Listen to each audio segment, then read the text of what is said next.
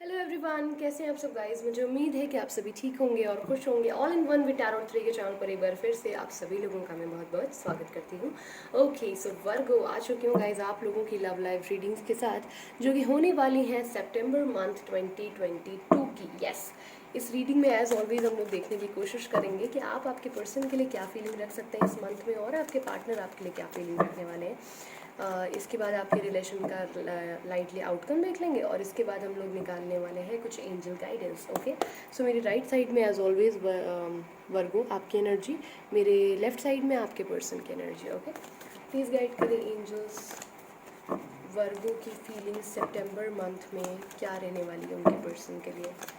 Please guide करें वर्गो की feelings सितंबर 2022 में उनके पर्सन्स के लिए क्या रहने वाली है। ये पर्सन्स का ये कतई मतलब नहीं है कि एक के बजाय कई लोगों की फीलिंग्स आ जाएगी। जोकिंग, मुझे पता है मेरे व्यूवर्स ऐसे नहीं हैं, ऐसे होते तो परेशान क्यों होते। ओके, देख लेते हैं आपके पर्सन की फीलिंग्स आपके लिए क्या रहने वाली है, वर्गो के पार्टनर की क्या फीलिंग्स होंगी।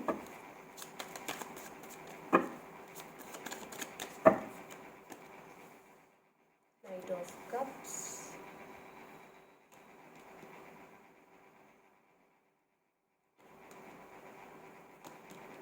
ओके ओके, ओवरऑल एनर्जी क्या होगी इस रिलेशनशिप की, outcome, lightly outcome.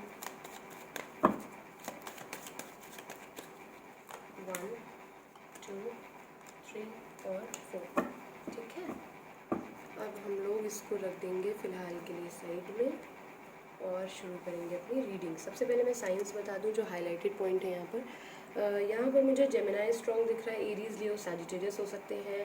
There is also Cancer, Pisces, Scorpio and Taurus, Virgo, Capricorn, Aries, Leo, Sagittarius, 12 के 12 साइन है। ओके, ठीक है। तो यहाँ पर 1 से लेकर 10 तारीख के बीच में वर्गो आपकी क्या फीलिंग्स रहने वाली हैं आपके पर्सन के लिए।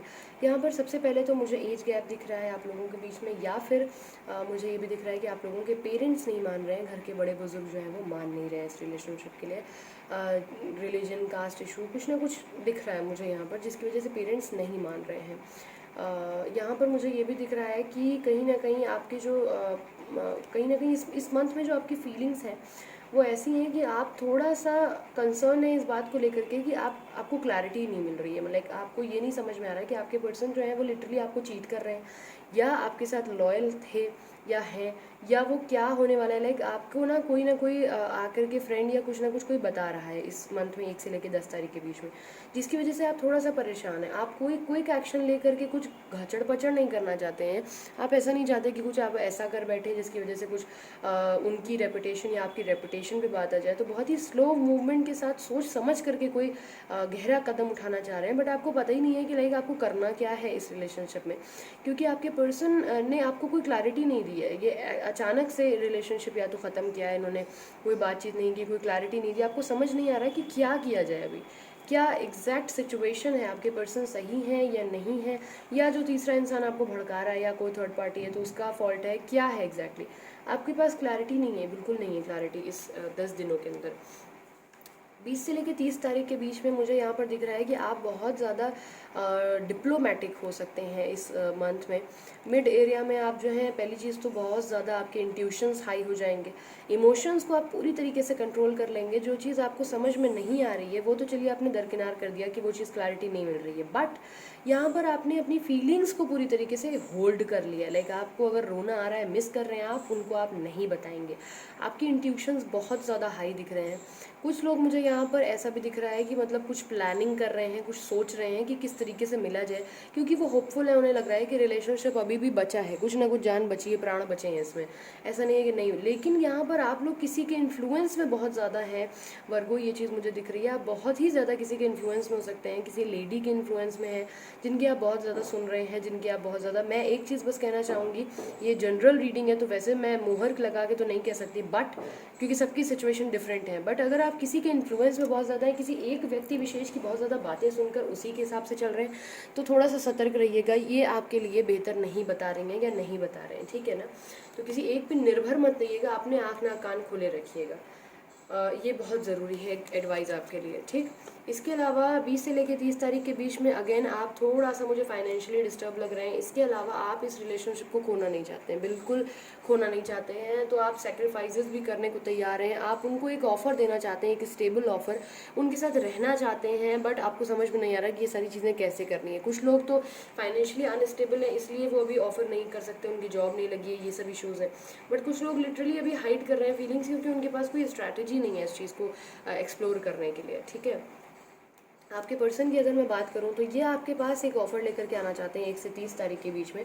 बट यहाँ पर मैंने बोला ना कोई म्यूचुअल इंसान है जो गलत फहमियाँ दोनों तरफ पैदा कर रहा है। ये बात मेरी लिख के ले लीजिए।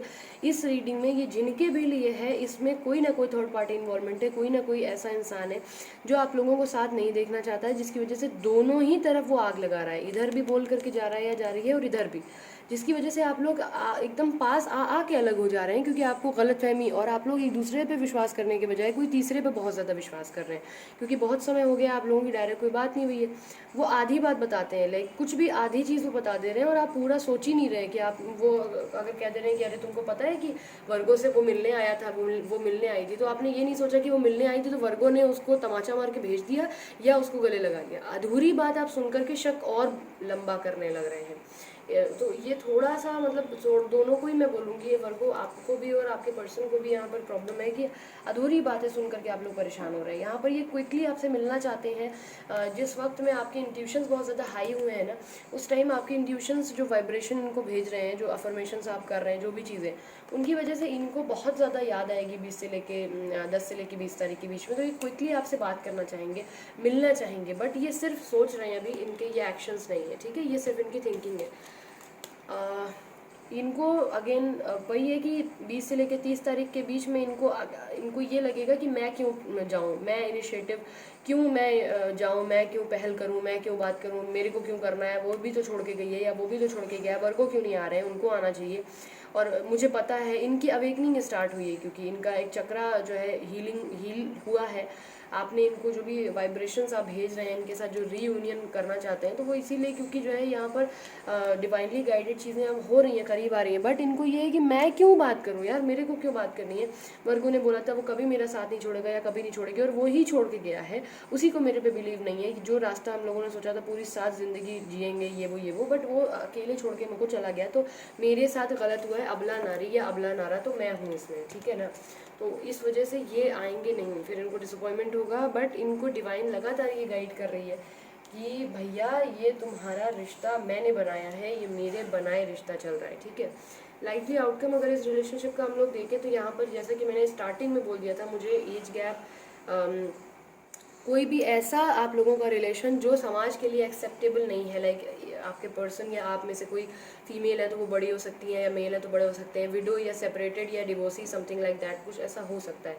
यहाँ पर आप में से कोई एक इंसान जो है वो बहुत ही स्ट्रॉन्ग पर्सनैलिटी में आकर के और एक डिसीजन लेना चाहेगा इस मंथ में कि जो भी है वो कट टू कट बता दिया जाए, मुझे एज एन ऑप्शन ट्रीट ना किया जाए। अगर मेरे साथ रहना है तो ठीक है, नहीं तो अगर हम दोनों का अलग रहना ही ठीक है तो फिर हम अलग ही रहते हैं।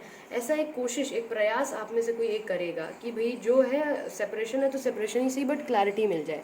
इस तरीके का आप लोग सोच सकते हैं यहाँ पर। इसमें एक और चीज़ मुझे यहाँ पर दिख रही है कि यहाँ पर आप में से जो भी लोग, आप दोनों में से जो भी लोग एक दूसरे को ऑप्शन समझ के चल रहे थे, आप लोगों के पास अनदर ऑप्शंस थे, कुछ ऐसा था अगर, या कोई चीट कर रहा था एक दूसरे को, उसकी अवेकनिंग होगी, उसको रियलाइजेशन होगा उसने गलत किया है, वो आपसे माफ़ी मांग सकता है इस मंथ में, ठीक है। उसको क्लैरिटी मिलेगी, उसको जस्टिस समझ में आएगा कि उसने आपके साथ जस्टिस नहीं किया, उसको क्लैरिटी मिलेगी, वो आपसे माफ़ी मांग सकता है इस मंथ में।